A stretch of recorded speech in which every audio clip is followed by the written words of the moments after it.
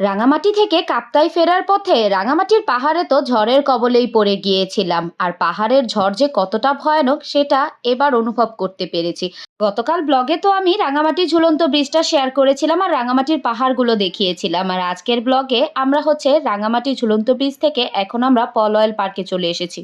আর সেই পল অয়েল পার্কটা কিন্তু রাঙামাটির মধ্যেই আছে, একদম ঝুলন্ত ব্রিজ থেকে ঘন্টাখানেক লাগে, এতটুক ডিস্টেন্সেই পল অয়েল পার্কটা। আর এই পার্কটায় এসে তো আমরা অনেকটাই খুশি হয়ে গিয়েছি। আমাদের থেকে বাচ্চারা বেশি খুশি, কারণ বাচ্চারা এরকম অ্যাডভেঞ্চার পার্কগুলাই বেশি পছন্দ করে।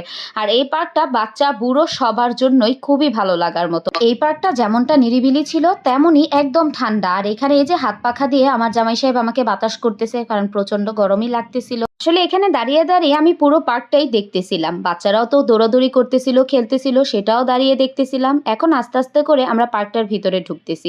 আর এখানে এই ফোয়ারার পানিটা এতটা ঠান্ডা ছিল, একদম সরাসরি এই যে পাশে এই যে কাপ্তাই লেক, এই লেকের পানিটাই এখানে এই ফোয়ারা দিয়ে আসতে থাকে। এতটা ঠান্ডা, আমরা তো সবাই এখানে পা ভিজিয়েছি, ইচ্ছে করতেছিল এখানে আমরা গোসলই করে ফেলি, এতটা ঠান্ডা ছিল। সবার সঙ্গে আমিও একটু ফোয়ারা থেকে পানিটা হাত পায়ে লাগিয়ে নিলাম, হাত মুখ একদম ধুয়েই নিয়েছি। মানে এত ঠান্ডা, আমার তো এখান থেকে যেতেই ইচ্ছে করতেছিল না। পরে আস্তে আস্তে আবার একটু উপরের দিকেও আসলাম।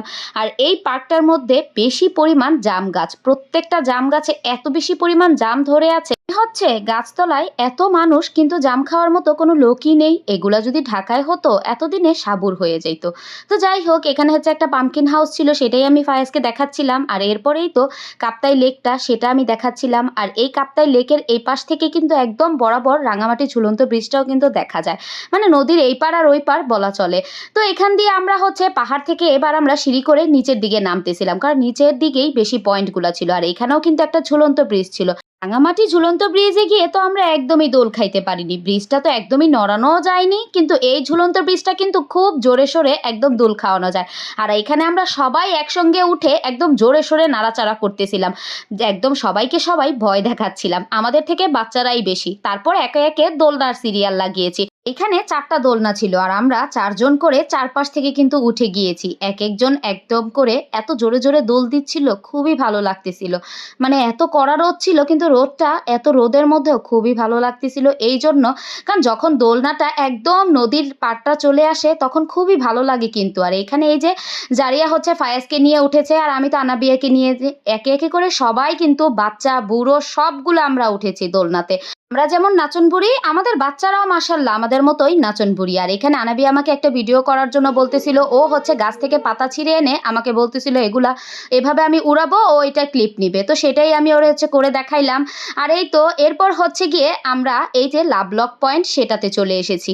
এই লাভলক পয়েন্টটা এই পল অয়েল পার্কের মধ্যে এক আমেরিকা প্রবাসী হাজব্যান্ড ওয়াইফে তাদের স্মরণেই কিন্তু করা হয়েছে, যেখানে হাজারো মানুষ এখানে এসে তালাবদ্ধ করে যায়, তাদের নাম লিখে, তাদের ভালোবাসার মানুষের নাম লিখে। একটা অনেক মজারই ছিল, আমরা এটা নিয়ে একটু মজা করতেছিলাম। এখানে তো অনেক তালার মধ্যে একটা নামকে ঘষে আরেকবার লেখা হয়েছে, মনে হয় ব্রেকআপ হয়ে গিয়েছিল, তারপর আবার নতুন যে গার্লফ্রেন্ড বা বয়ফ্রেন্ড তার নাম লিখে দিয়েছিল। তো এই লাভলক পয়েন্টটা করাই তো হয়েছিল আমেরিকা প্রবাসী সেই হাজব্যান্ড ওয়াইফের জন্য, যারা নাকি এই কাপ্তাই লেকে বোটে করে ঘুরতে যাওয়ার সময় ঝড়ের কবলে পড়ে লেকের মধ্যেই পড়ে গিয়েছিল। পরবর্তীতে তাদের লাশটা যখন ভেসে উঠেছিল, হাজব্যান্ড আর ওয়াইফের দুজনেরই হাতগুলো একদম বাঁধা ছিল, এই জন্য এখানে লক পয়েন্ট নাম দেওয়া হয়েছে। এখন আমরা পল অয়েল পার্ক থেকে বের হয়ে যাচ্ছিলাম, কারণ বেলা অনেক বেড়ে গিয়েছিল আর আমাদের অনেক ক্ষুধা লেগেছিল। সেই সকাল থেকেই তো ঘুরতেই আসি, এটা সেটা তো টুকটাক খাওয়া হয়েছে, কিন্তু দুপুরের লাঞ্চ এখনো আমাদের করা হয়নি।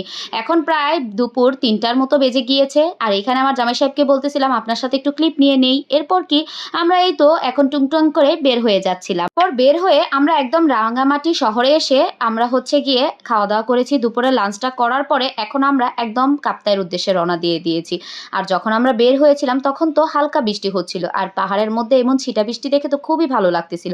আর রাস্তায় এতটা ডেইজি ফুল ফুটে আছে, আর এই ফুলগুলো হয় পাহাড়ের চূড়ায় আর না হয় সমুদ্রের পাশেই কিন্তু বেশি দেখা যায়।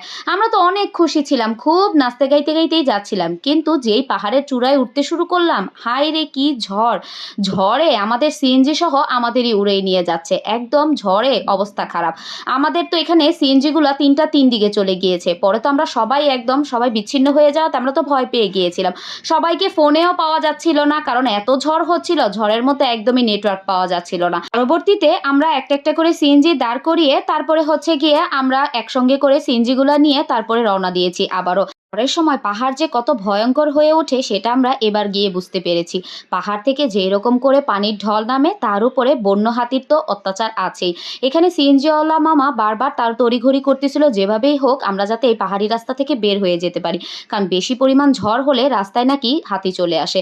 তখন তো খুবই রিস্ক থাকে, এই জন্য তারপরে আল্লাহ আল্লাহ করতে করতে আমরা তো একদম গেস্ট হাউসে চলে আসছি। আর যেই গেস্ট হাউসে আসলাম একদম বৃষ্টি কমে গিয়েছে। এই তো এখানে আমরা দুই বোন একটু বৃষ্টির মধ্যেই ভিজতেছিলাম, ভিজা টিজা শেষ করে এরপর সারা রাতই ওই দিন বৃষ্টি হয়েছে। আর সন্ধ্যার দিকে এমন বৃষ্টি দেখলে কিন্তু চা খেতে ইচ্ছে করে।